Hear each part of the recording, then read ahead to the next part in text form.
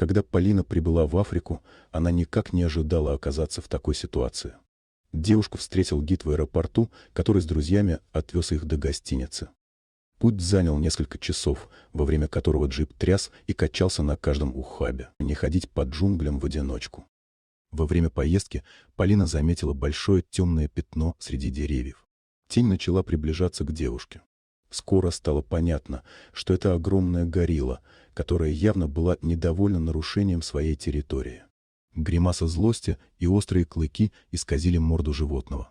Внезапно горилла шевельнула головой и продолжила приближаться.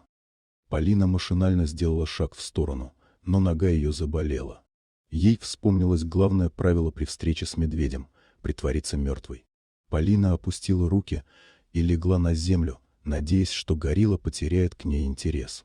Закрыв глаза, она старалась дышать максимально тихо. Вскоре за девушкой послышалось хриплое дыхание. Животное медленно обошло Полину, затрагивая ее руки и ноги своими огромными лапами. Когда она случайно коснулась поврежденной лодыжки, девушка издала приглушенный стон от боли. Зверь мгновенно отдернул свою лапу и потащил Полину через плечо куда-то. Внутри девушка почувствовала, что все ее надежды рушатся. Она испытывала ужасную мысль, что приведена в логово, чтобы стать пищей для животного. В этот момент Полина сильно пожалела о своей неподготовленности. Она не знала, чем питаются гориллы, и даже не обратила внимания на информацию о фауне перед поездкой. Возможности сопротивляться или убежать не было. Поэтому девушка схватилась за густую шерсть на спине животного, чтобы не упасть на землю. Горилла оттащила Полину в узкую пещеру и сбросила ее на землю. Девушка сильно ударилась и поранила колени и ладони.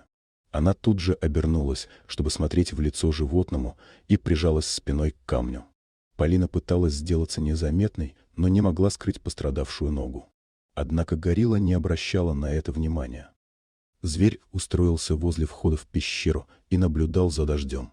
Он не приближался к девушке и даже не глядел в ее сторону. Девушка начала двигаться.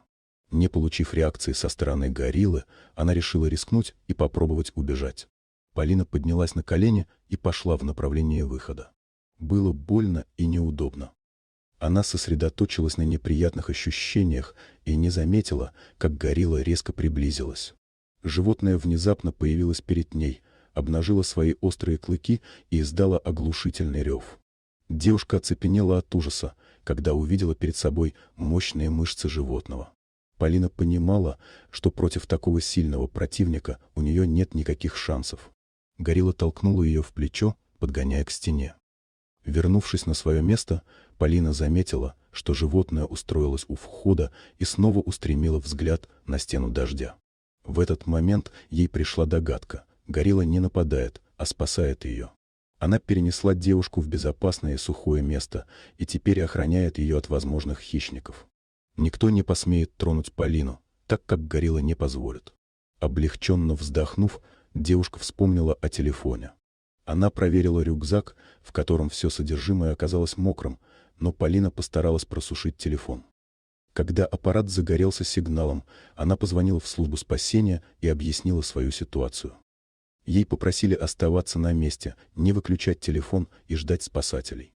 Горилла с интересом наблюдала за разговором, но не предъявляла агрессии.